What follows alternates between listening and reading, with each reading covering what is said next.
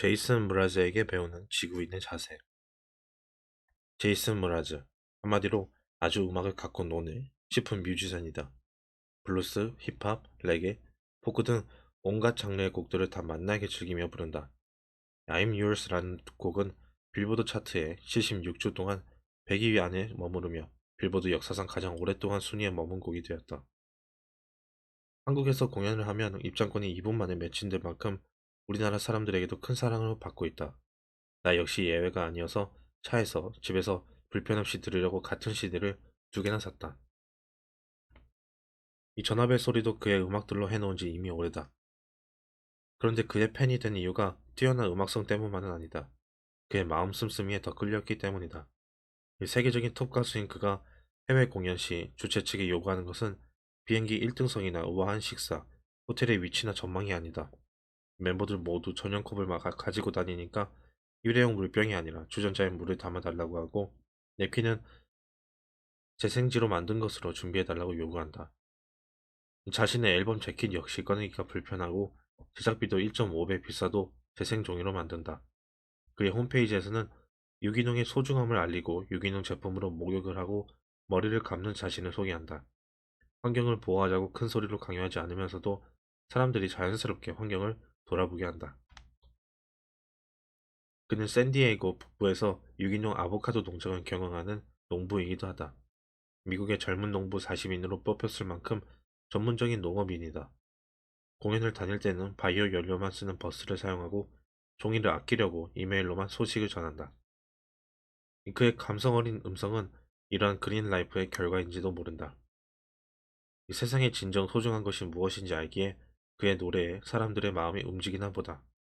혼자 잘 먹고 잘 사는 것에 집중하는 것이 아니라 자신의 직업에 충실하면서 세상을 함께 사는 얼굴 모르는 사람들을 돌아보며 산다는 것은 참으로 지혜로운 행복이다.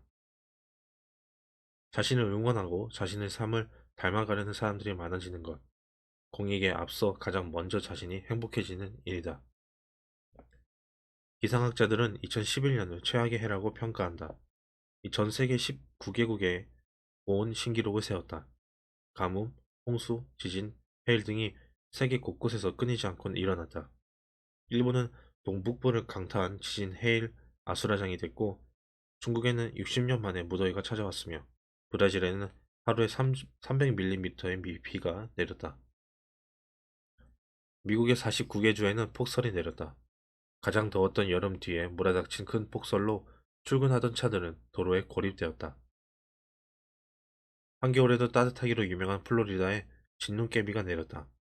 급작스러운 기후 변화로 입은 작물 피해 규모만도 4억 5천만 달러에 이른다. 1.5m의 눈에 뒤덮인 워싱턴 DC에는 골프공만한 대형 우박이 떨어졌다. 중남부에서는 토네이도가 시도 때도 없이 발생해 모든 것을 과자 부스러기처럼 부숴버렸다.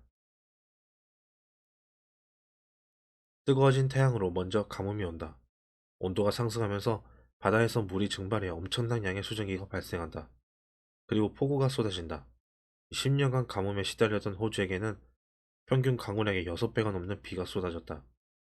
댐들이 흘러넘쳐 5,500제곱킬로미터가 물에 잠겼다.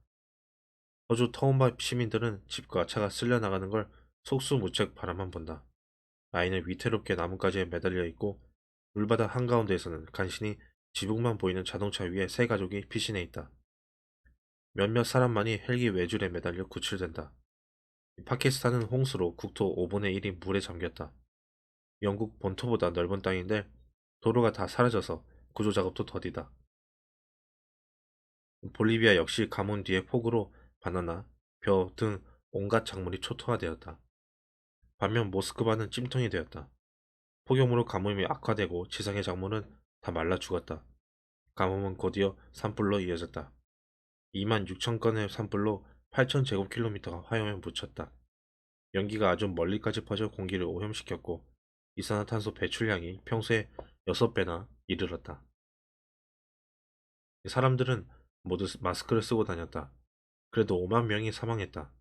튀니지 이집트에서 폭동이 일어난 것도 러시아의 극심한 가뭄으로 곡물가가 천정부지로 뛰었기 때문이라는 분석도 있다. 환경에 관심을 갖고 우리의 태도를 변화해야 하는 이유는 환경이 소중하기도 하지만 당장 우리의 생존이 달려있는 문제이기 때문이다.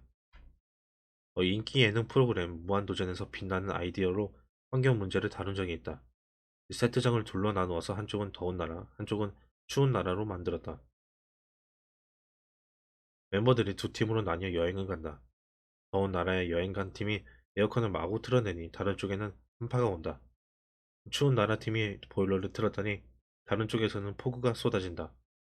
지구 온난화의 기본 구조와 환경 문제의 심각성을 아주 쉽게 풀어내는데 감탄하여 아주 오래전에 봤는데도 기억에 남는다. 이 지구라는 작은 행성에 사는 우리는 모두 연결되어 있다. 돈 있다고 다 누려서는 안 되는 이유다. 이 한겨울의 반팔 셔츠가 멋의 기준이 되지는 말아야 할 것 같다. 후암동의 중증 장애인 시설 가브리엘의 집에 종종 봉사를 하러 간다. 그곳 김정희 원장님은 귀저귀 한 개를 두 번 사용한다. 여자아이들과 남자아이들의 경우 소변이 젖는 방향으로 한쪽으로 치우치기에 묻지 않는 쪽을 잘라서 테이프로 붙여 한 번 더 사용한다. 그렇게 하는 이유를 물으니 경비 절감 때문이기도 하지만 작은 실천으로 자연을 위하는 방법이기 때문이라고 하신다. 이탈리아 출신의 한 한국 거주자는 내가 태어나고 자란 이탈리아 여름은 말 그대로 그냥 여름이다라며 지하철, 버스, 택시나 관공서, 은행, 상점 등 어디를 가도 으스스하기까지 한 한국을 의아해한다. 이탈리아는 냉방병이라는 단어가 없다며 과연 이런 상황이 바람직한지 되묻는다. 한국보다 전기요금이 3배 정도 비싼 이유도 있지만 2003년 전국적으로 겪은 정전 사태 이후 이탈리아 국민들이 에너지 수입과 전기 절약에 관심과 동참이 높아졌기 때문이라고 한다. 우리 모두 환경운동가로 당장 나설 필요는 없다. 다만 생활 속의 작은 변화와 실천은 조금만 노력해도 가능하다. 그건 봉사도 기부도 아닌 바로 나에게 주는 선물이다. 자연이 무서운 공포로 다가올 때 우리는 행복해질 수 있을까? 자연에서 행복을 오래 느끼기 위해서라도 작은 변화는 시작되어야 한다. 낼 수 있는 돈이 충분하더라도 전기 조금 아끼고 물 조금 아끼고 덜 사고 덜 쓰는 노력을 시작해야 할 때다. 자연재해로 피해를 입은 사람들, 그 책임은 사실 우리 모두에게 있을지도 모른다.